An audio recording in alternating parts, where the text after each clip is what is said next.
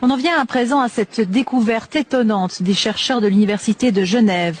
On savait que les abus subis laissaient des séquelles psychiques chez les victimes. On apprend aujourd'hui qu'ils laissent également une trace biologique dans leur ADN, une trace que ces chercheurs sont même parvenus à mesurer. Les explications d'Yvan Elie et Chantal Panatier.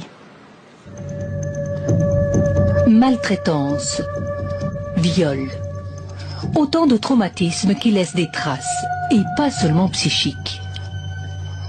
Certaines de ces victimes consultent en psychiatrie.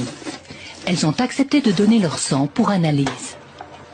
On est allé chercher s'il y avait en quelque sorte des cicatrices sur l'ADN des événements vécus par ces personnes, qui pouvaient être des abus, de la maltraitance ou des circonstances de vie assez difficiles plutôt dans l'enfance. Dans l'ADN, les chercheurs isolent un gène, celui qui répond à un stress très fort résultant d'un traumatisme. Un traumatisme que les patients décrivent en répondant à un questionnaire.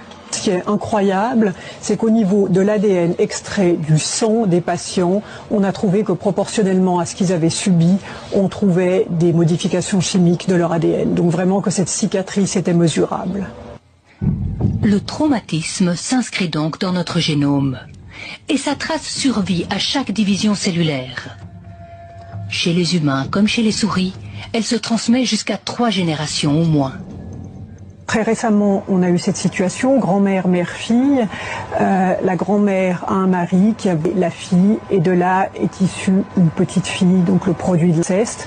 On a fait une analyse de méthylation sur ces 3 générations, et on observe que celle qui a la cicatrice la plus grande, c'est bien la petite fille qui est donc le fruit de l'inceste. Le gène de la grand-mère, profondément choquée, est moins marqué que celui de la mère qui a subi le viol. Mais la petite fille, qui n'a jamais été violée, porte la plus grande cicatrice.